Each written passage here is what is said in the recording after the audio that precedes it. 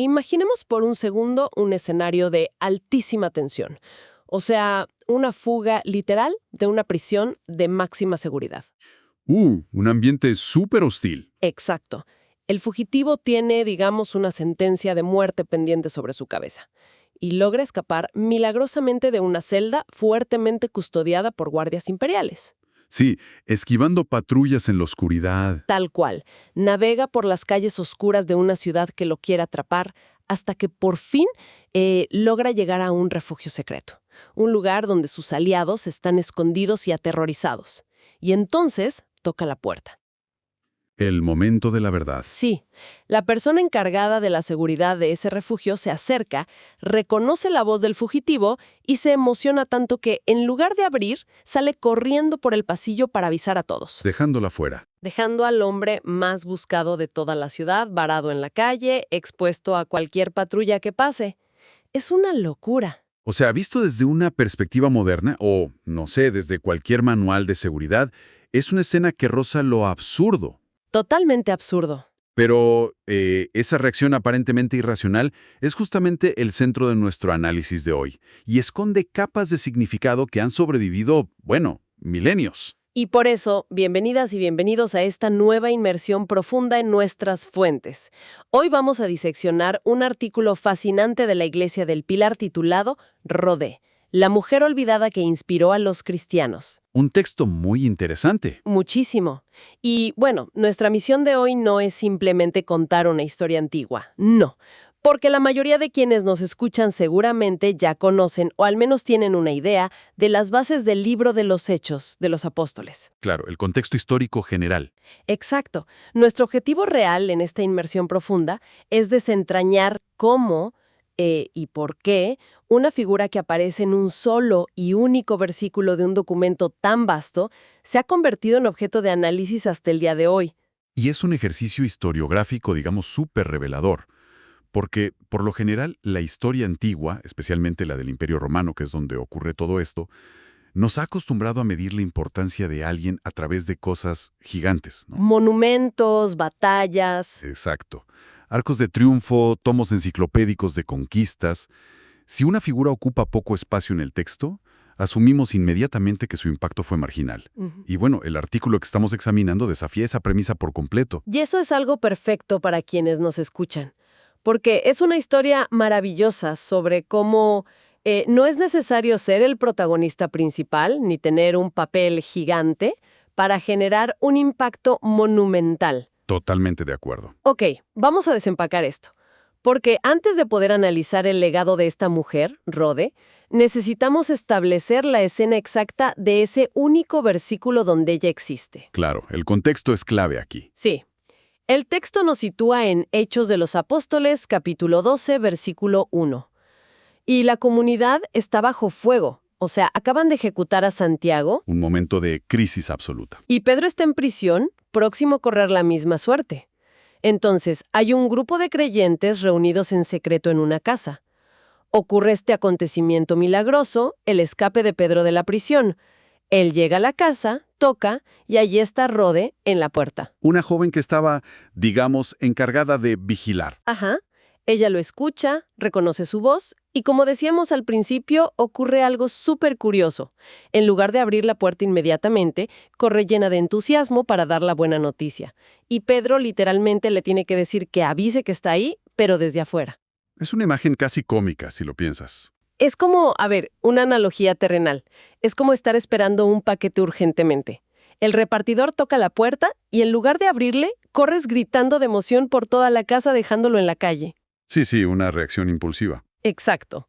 Entonces te pregunto a ti como experto, ¿esta reacción es solo entusiasmo juvenil? ¿Un simple despiste?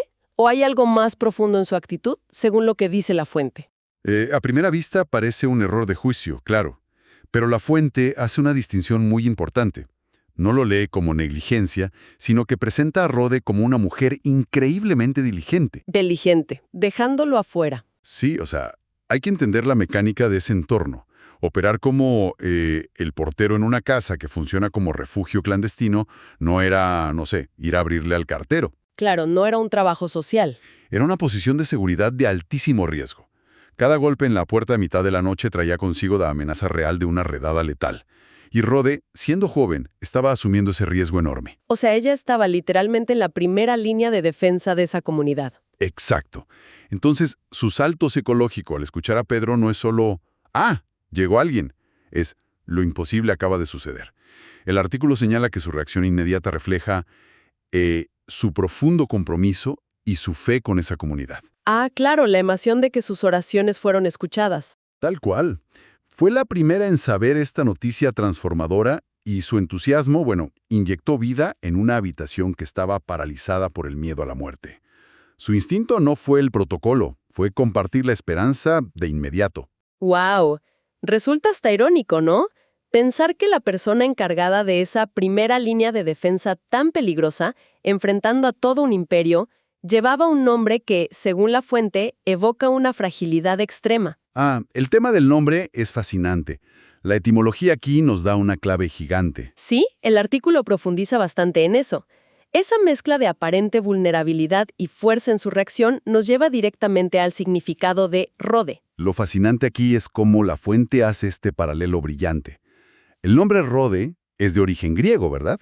Y se debate su significado exacto entre los especialistas. Sí, leí que puede ser una variante de Rhoda, que significa rosa, o tener relación con rodeos, que es rosado. Exactamente.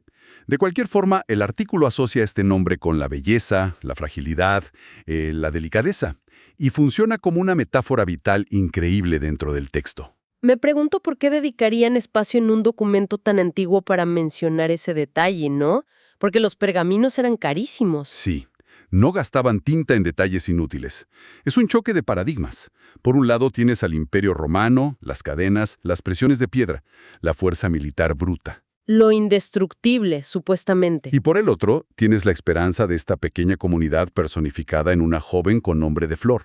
Una flor es algo que, bajo la bota de un soldado romano, sería aplastada en un segundo. Claro, parece la definición exacta de debilidad. Pero ahí es donde el artículo le da la vuelta. Nos explica por qué es importante que un nombre asociado a la delicadeza de una rosa represente a alguien que se mantuvo tan firme en tiempos de persecución. Y eso es algo que me maravilla de este dato.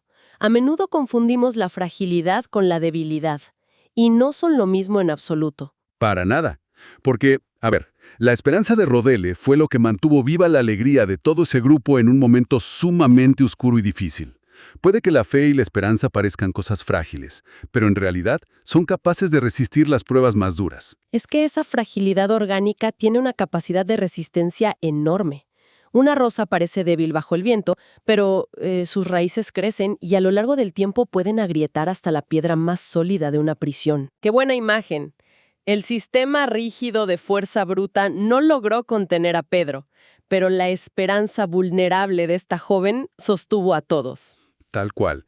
Y esa fortaleza silenciosa, esta resistencia, se manifiesta en dos virtudes prácticas que la fuente destaca de manera súper contundente. Sí, su hospitalidad y su profunda humildad.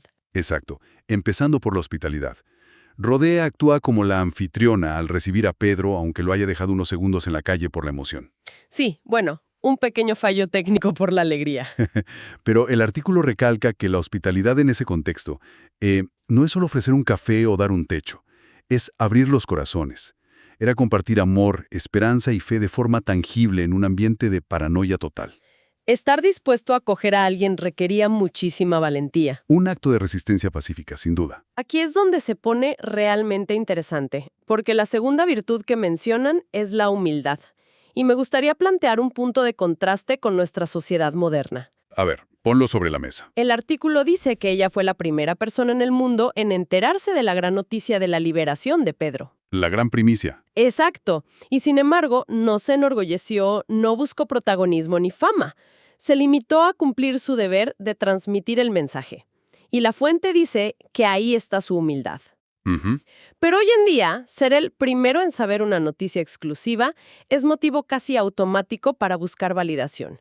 Reclamamos la primicia, buscamos el centro de atención. Entonces te reto a reflexionar un poco. ¿Cómo choca esta humildad antigua con nuestro deseo moderno de reconocimiento constante? Bueno, esto plantea una pregunta importante, porque tienes mucha razón. Vivimos en una era de monopolizar la información para ganar estatus. Quien sabe algo primero, lo usa para ganar influencia. Y ella, siendo una joven sirvienta, probablemente no tenía mucho estatus social para empezar. Ese es un análisis sociológico muy válido. Podrías decir, bueno, no reclamó el protagonismo porque en esa sociedad patriarcal ni siquiera podía. Claro, estructuralmente no tenía el poder. Pero la fuente nos invita a ver la intención detrás de su acción. Por unos minutos, ella tuvo el control absoluto de la información más crítica del momento. Tenía el poder en sus manos. Exacto. Pudo haber administrado esa información lentamente, o hacerse rogar, o, no sé, sentirse superior. Pero su reacción fue descentrarse a sí misma. No se interpuso frente al milagro. Entendió que el evento era más grande que su ego. Y eso es lo que el artículo resalta. La verdadera grandeza no está en el poder, sino en la disposición a servir y poner el bien común de la comunidad sobre los intereses individuales. Nos invita a pensar de manera crítica, ¿no? Si estamos haciendo las cosas para servir a nuestra comunidad o simplemente para que nos vean haciéndolo. Es una pedrada a nuestro ego moderno, totalmente. Y esa falta de ego, esa disposición a ocupar un papel secundario sin problema, creo que nos lleva directamente a la tesis central y más poderosa de todo este texto. El valor incalculable de cada individuo. Sí.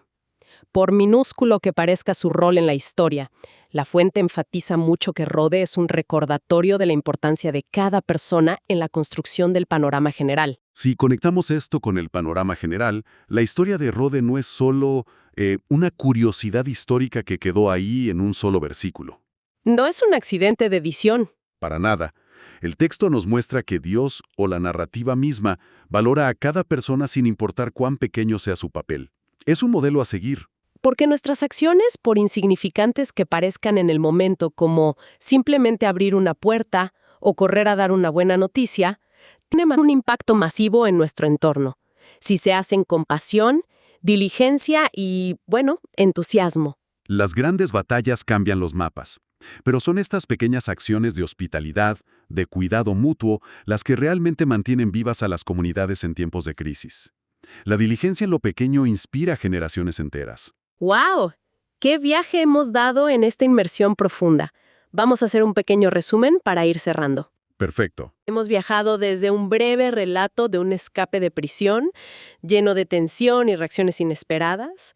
Pasamos por el simbolismo de una rosa en la antigua Grecia y cómo la fragilidad puede ser más resistente que la fuerza bruta. Una lección de botánica y resistencia. Sí, hasta llegar a lecciones atemporales de humildad, hospitalidad real y el poder inmenso de las pequeñas acciones frente al ego moderno. Es increíble todo lo que sale de un solo versículo. Entonces, ¿qué significa todo esto?